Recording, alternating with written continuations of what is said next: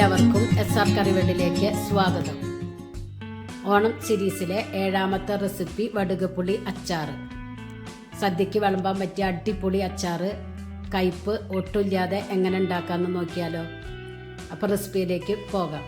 ഇതുപോലൊരു നാരങ്ങയാണ് എടുത്തിരിക്കുന്നത്. ഇതിൻ്റെ തൊലി കട്ട് ചെയ്തെടുക്കാം ഇതുപോലെ. ഇനി ഇത് കട്ട് ചെയ്തെടുക്കാം.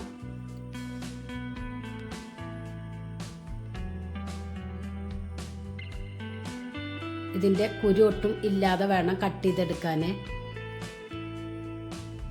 ഇതുപോലെ ചെറിയ പീസാക്കി അരിഞ്ഞെടുക്കാം.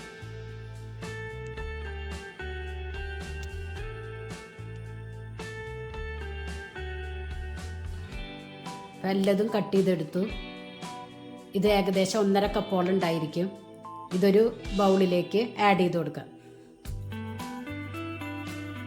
5 വൈറ്റ് മുളകാണ് എടുത്തിരിക്കുന്നത്. ഇത് ചെറിയതാക്കി കട്ട് ചെയ്ത് ആഡ് ചെയ്ത് കൊടുക്കുക. 1/4 ടീസ്പൂൺ മഞ്ഞൾപ്പൊടി, 1 ടീസ്പൂൺ എരിവുള്ള മുളക് പൊടി, 2 ടീസ്പൂൺ കാശ്മീരി മുളക് പൊടി, 1/4 ടീസ്പൂൺ ഉലുവപ്പൊടി, 1/4 ടീസ്പൂൺ കായപ്പൊടി, ആവശ്യത്തിന് ഉപ്പ്, കുറച്ച് കറിവേപ്പില, 1 ടേബിൾ സ്പൂൺ വിനീഗർ. എന്നിട്ട് നല്ലവണ്ണം മിക്സ് ചെയ്യുക. ഇനി ഇതിലേക്ക് 1 ടേബിൾ സ്പൂൺ വെളിച്ചെണ്ണയും കൂടി ആഡ് ചെയ്ത് കൊടുക്കുക. എന്നിട്ട് കൈ വെച്ച് ഇതുപോലെ കുഴച്ചെടുക്കുക. 20 മിനിറ്റ് റെസ്റ്റ് ചെയ്യാനായി മാറ്റി വയ്ക്കാം. അടിപൊളി അച്ചാറാണ്.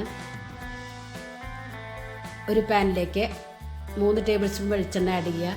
അതിലേക്ക് കടുകും കറിവേപ്പിലയും വറ്റൽമുളകും ഇട്ട് കൊടുക്കുക.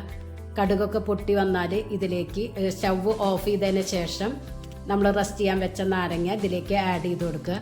കുറച്ച് ചൂടുവെള്ളം ആഡ് ചെയ്യുക. 1 ടീസ്പൂൺ പഞ്ചസാര ആഡ് ചെയ്യുക. എന്നിട്ട് നല്ലവണ്ണം മിക്സ് ചെയ്തെടുക്കുക. അടിപൊളി അച്ചാറാണ്. കൈപ്പൊട്ടും തന്നെ ഉണ്ടായിരിക്കില്ല. എല്ലാവരും ഓണത്തിന് ട്രൈ ചെയ്ത് നോക്കി ഫീഡ്ബാക്ക് അറിയിക്കുക.